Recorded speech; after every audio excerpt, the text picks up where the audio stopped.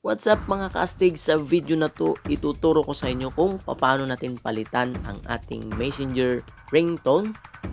Ayan, at syempre papalitan din natin yung ating notification sound.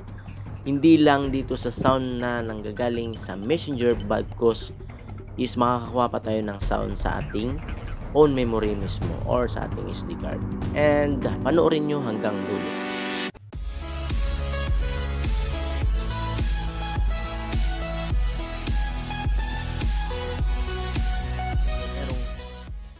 What's up mga kastig? Alam nyo ba na merong tricks sa ating messenger? Paano palitan yung ating notification sounds at ringtones ng ating messenger? So may tricks po doon mga kastig. Okay? Panoorin nyo po hanggang dulo. But before that, don't forget to subscribe to our channel mga kastig. Marami po tayong mga tutorials dyan at sigurado marami kayong matututunan dito mga kastig. Don't forget to subscribe.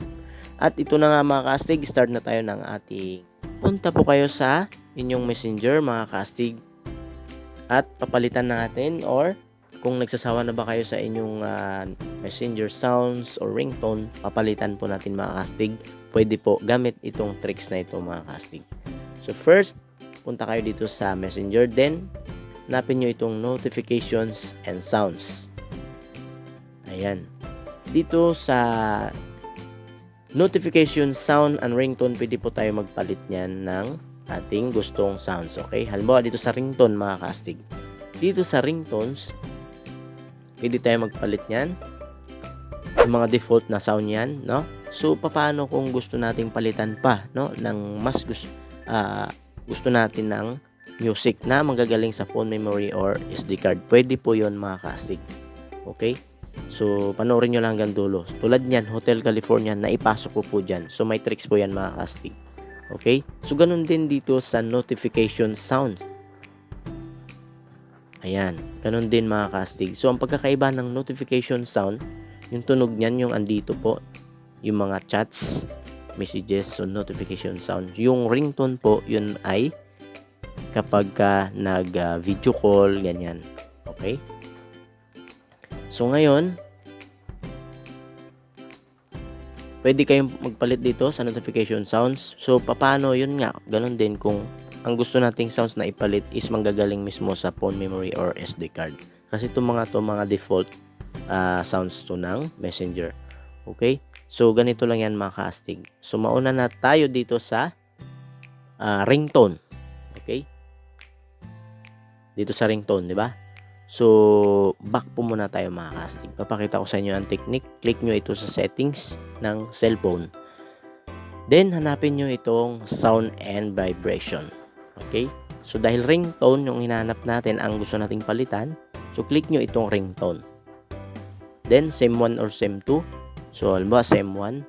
Then, click nyo po itong plus sa gilid mga kastig. Mag-a-add tayo ng sounds dito mismo sa na para papasok sa messenger sounds natin.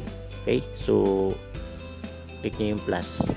Then, ayan mga kastig, mamimili kayo ngayon, no, ng sounds. So, halimbawa, against all odds, no? Yan. Then, click nyo yung done. So, okay na siya mga kastig sa SIM1. Ngayon, balik tayo sa messenger.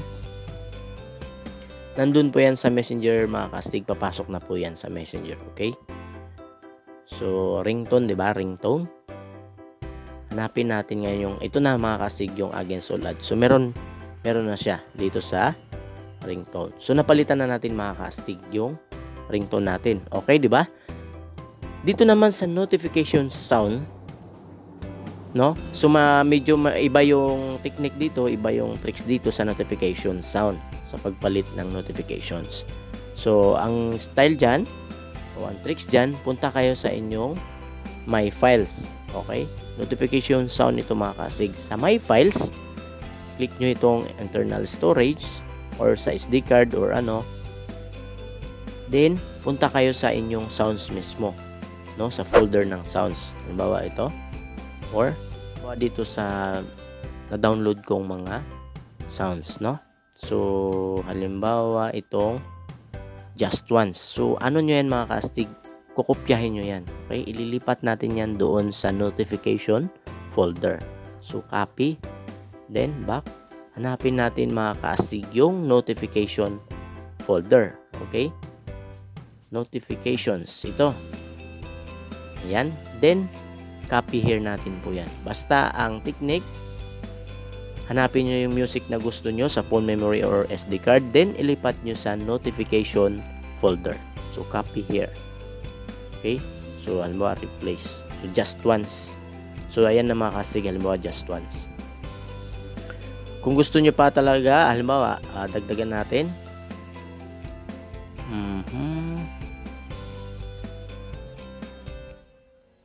Ayan. So, halimbawa, ilipat natin lahat mga kastig. Okay? Then, click nyo yung copy. At ilipat nyo dito mga kastig sa notifications. Copy here. So, nandyan na mga kastig. So, ngayon, titingnan natin sa Messenger kung pumasok na doon sa notification sound. So, ganun pa rin ulit mga kastig. Sa Messenger, click nyo itong profile din sa notification and sounds. Ayan mga kastig. Click nyo yung notification sound at hanapin natin yung nilagay nating mga sounds mga kastig. So, ayan na. Andyan si Lionel Richie. I Can Wait Forever. Ayan. Ayan. Umiiyak ang puso, Valentine's. You're so beautiful. So, nandyan na siya mga kastig. Ganun po ang technique. Sana mga kastig meron kayong natutunan sa ating video ngayon mga kastig, no? So, dahil hindi naman sa nagsasawa, pero para natin matry yung iba, matry natin kung mas maganda ba, papalitan natin ng notification sound ang ringtone ng ating Messenger. Ayan mga kastig. That's all for today. Sana talaga meron kayong natutunan at don't forget to subscribe to Astig Videos and see you on my next video.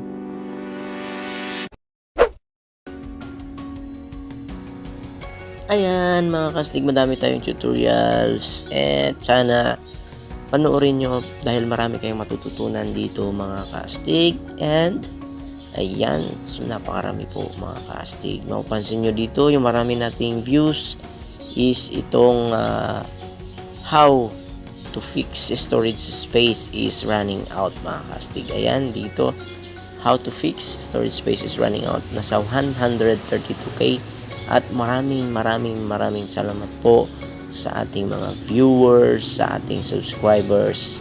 At stay safe lang po kayo at continue lang po, no, pag-aabang sa ating mga uploads sa tutorials. At huwag po kayong maglala at talagang lahat po nang i-upload na Astig videos is talagang meron kayong matututunan, no? Thank you and stay safe.